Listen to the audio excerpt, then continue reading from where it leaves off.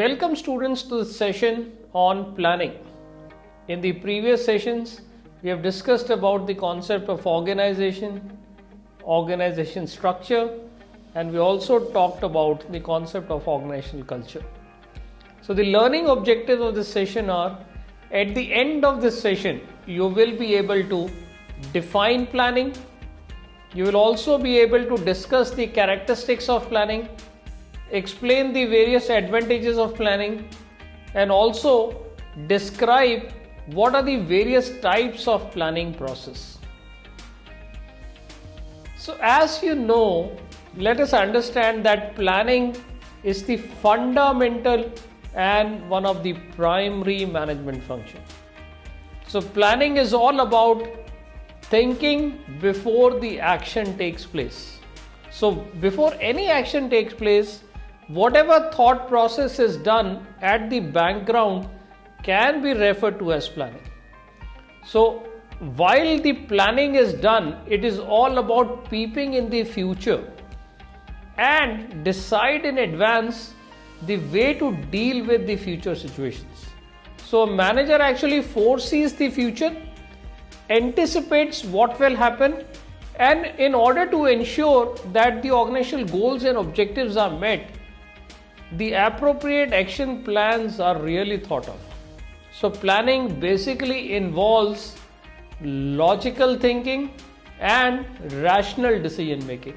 So in the process of planning, the manager has to really brainstorm, has to really think hard that what is to be done, what will be the future, anticipate the future, and think rationally and logically so that at the right time the relevant actions are really thought of, adequate resources are mobilized so that the action can be undertaken. Let us look at the various definitions of planning. So the leading management thinker Peter Drucker said that planning is the continuous process of making entrepreneurial decisions systematically and with the best possible sense of futurity, systematically organizing the efforts required to carry out the decisions, and then measuring the results of those decisions against expectations, which can also be known as systematic feedback. So if you look at the definition given by Peter Drucker, one, he emphasizes that it's a continuous process. Second, he emphasizes on the word entrepreneurial decision, which means a planner has to take certain risk, and that too systematically, with the best possible sense of futurity, which means a planner has to anticipate and see the future and then systematically organize the efforts. And therefore, towards the end, Peter Drucker also emphasizes and lays importance on the systematic feedback. On the other end, Coons and O'Donnell defined planning as that it is all about what is to be done, when is it to be done, how it is to be done, and who is going to do it, right? So they also said that planning is all about anticipating the future. If you look at the characteristics of planning, number one, as per the definition also, planning is futuristic, which means planning is all about what will happen in the future. We say planning is a primary management function. So without planning, nothing is possible. So once the goal, vision and mission is clear, once the goals and objectives have been set, in order to achieve that, one of the foremost important thing is to do an effective plan. So therefore we say planning is always goal oriented. You just can't plan just like that. You should know what is to be achieved, what is the goal, and therefore we say planning is goal oriented. Planning is a continuous process. It never happens that you plan and you forget. So there are plans which may materialize, there are plans which may not materialize, because future is uncertain. So as the future will unfold, you also need to keep updating your plans. Remember, planning is required at all the levels of manager. Many a times students might think that planning is only the job of the top management. The answer is no. Their scope of plans may differ.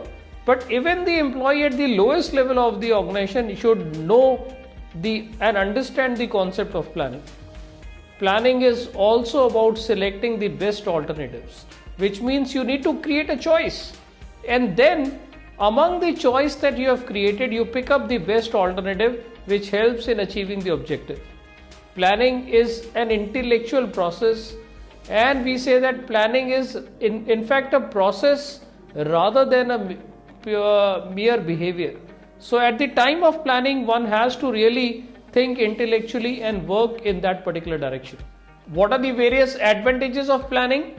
Number one, planning minimizes the uncertainty. So since future is uncertain, if you have anticipated the future and created adequate resources, it minimizes the uncertainty. Planning facilitates coordination between employees, and good planning will always provide you competitive advantage. Planning has been observed that it helps in achieving the organizational goals. So once the goals have been framed, the goals have been set, planning will always help in the achievement of goals. Planning facilitates controlling, right? So as far as the another management function, control, is concerned, if you have planned well in advance, the controlling or the systematic feedback concept can also be taken into consideration. Planning always encourages innovation, because during this stage of planning, the team involved in the planning have to really brainstorm. They have to anticipate the future.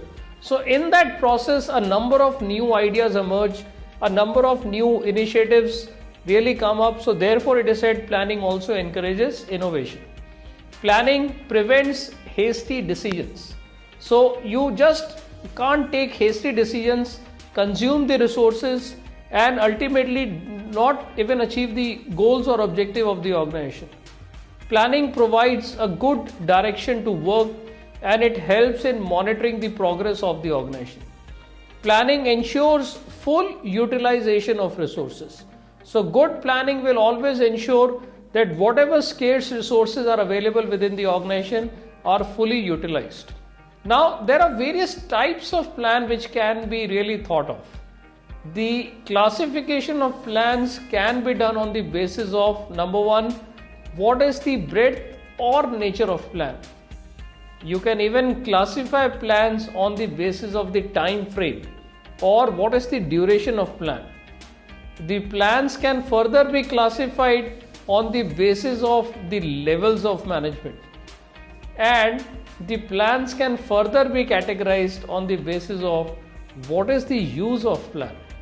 So if we look at the types of plan based on the breadth or nature of plan, the first can be said as the formal planning. Formal planning many a times is also known as the structured planning. Remember, here the plan is well written in detail, in which the defined specific goals and the specific action programs that exist to achieve the goals are very well documented. So here the planning is perceived to be a formal process. Everything really gets documented, everything really gets noted so that these goals are really achieved. The second is what we call as the informal planning. So this is also known as the unstructured planning. Here nothing is written down or not the records are maintained, but they support the formal plan. So informal plan can also be viewed as something like a contingency plan. So both these plans, formal planning as well as informal planning, really play a very critical role in order to ensure that the organizational goals and objectives are really met. Another way to classify plans can be on the basis of time frame or duration of plan. So here we say that whether the plan is a long-term plan or whether the plan is a short-term plan. So both these plans are important. If we talk of a short-term plan, it basically aims at an immediate action that is to be taken within a 1 year period. So normally we say that any plan which is to be taken within 3 months, 6 months, 9 months or anything, a period which is less than 1 year, can be classified as a short-term plan. So this generally pertains to internal issues, and the nature of goals are really straightforward. So normally a larger plan is now broken into annual plans, or you can say a half-yearly plan, quarterly plan, monthly plan, or maybe weekly plan, or even a daily plan. So all these plans then become short-term plans, though they basically emerge from a long-term plan. So therefore we say long-term planning usually converts for a period of more than 5 years. So generally you must have heard that government also undertakes a 5-year plan. So generally this period lies somewhere between 5 years to 15 years. Though it has been observed that many international companies even anticipate what will happen 50 years from now. So they have a plan for next 50 years. So long-term planning therefore is generally considered as the strategic planning. So the role of the top management within the organization is to think the future of the organization. They have to anticipate how the future will evolve, and therefore it is called as the strategic planning or the long-term planning.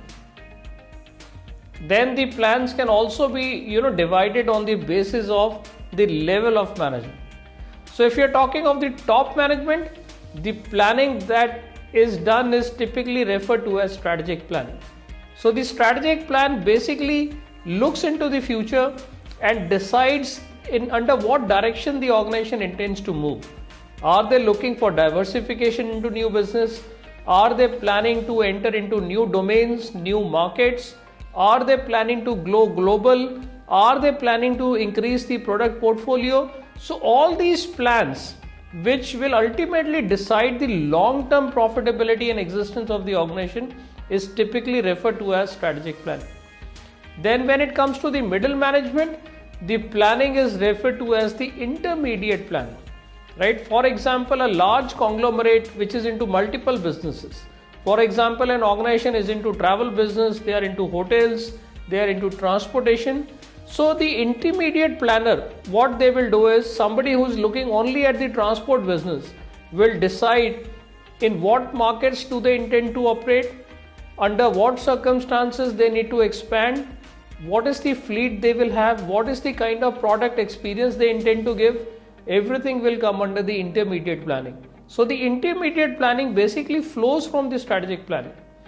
And at the lower level of the manager, those who are responsible to ensure that the plan really gets implemented in an effective manner, they also do planning, which is referred to as the operational planning. So here the lower level manager basically ensures that the operations are undertaken and are done in an effective manner, which ultimately helps in the achievement of the objectives.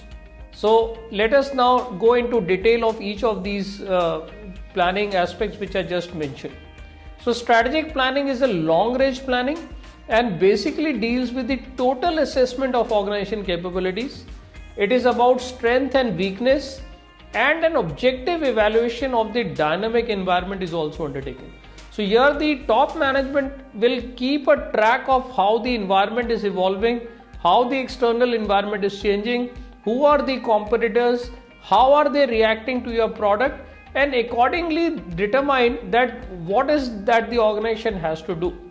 So for formulating a strategic plan, one has to begin with asking the following questions. It could be, what is the service or product that has been provided by you? What sort of competitors do you have? What are the various resources and infrastructural needs that are required? What kind of social, economic or political environment is there? And what is unique that you have to offer? So these are some of the questions. If you find answers to these questions, this will help any organization to ensure that they are also competitive in the marketplace. On the other hand, as just mentioned, intermediate planning is the job of the middle management. So the middle management will have a critical look at the resources that are available, and they will determine the most effective and the efficient mix of the resources required, which could include human resources, financial resources, and all other material factors that would be required in order to ensure that the strategic plans are achieved. They refine the broad strategic plan into more workable and realistic plans. So once that broad plan is done, they start identifying more workable and realistic plans which are then taken into consideration. And towards the end comes the operational planning. As I just mentioned, those who are down the line, those who are responsible for ensuring that the operations are done effectively. So operational planning basically deals only with the current activities. These are more specific and they determine how a specific job is to be completed in the best possible way. Most operational plans are divided into functional areas of business. So for example, marketing team will have their own plan, operation teams will have their own plan, HR team will have their own plan, finance team will have their own plan. So these operational plans are further divided into functional areas of business. At last, let us look at the classification which is based on the use of plan. So under this, let us first discuss the concept of standing plan. So standing plan is also called as a routine plan. Here, the objectives, policy procedures, methods, rules and strategies are all included in the standing plan. So standing plan is also, as I just mentioned, is also known as the routine plan. On the other hand, if we talk of the single use plan, this is also known as the specific planning. A single use plan sets a course of action for a particular set of circumstances and is used up once the particular goal is achieved. So single use plan can include programs, budgets, projects and schedules which are related to a particular set of circumstances, and therefore as I just mentioned, it is also known as the concept of specific planning. So in order to ensure good planning, what are the various skills that are required by the person? So planning basically requires certain skills like the ability to think ahead. Now this is a very interesting skill which one can develop. Not everyone can anticipate or look into the future, but somebody who has the capacity to think ahead of time, has the capacity to see what will be the future trends, has the capacity to forecast these trends, will always become a good planner. So specifically when we talk of the strategic plans, where the top management has to anticipate and see what will be the future course of action, they definitely need these skills. So good planner will also have the capacity to state the various organizational goals. Once the goals are framed, these goals have to be in line with the vision and mission of the organization. So once they state these goals in very, very clear terms along with the objectives, they will ensure that these plans are achieved. A planner should also have the capacity to choose among various strategies. It's not only about choice, but it's also about deliberating and brainstorming the various options. And therefore, this will always help in arriving at the performance standards. So what are these performance standards against which the plans have to be compared? So dear students, in this session, we have learned about the following things. We learned about the concept of planning. Later on, we moved to understand what are the various characteristics of planning. We also highlighted what are the various advantages of planning, and towards the end we realized that how these plans can be classified under various categories. So we also learned about the various types of the planning process. Thank you.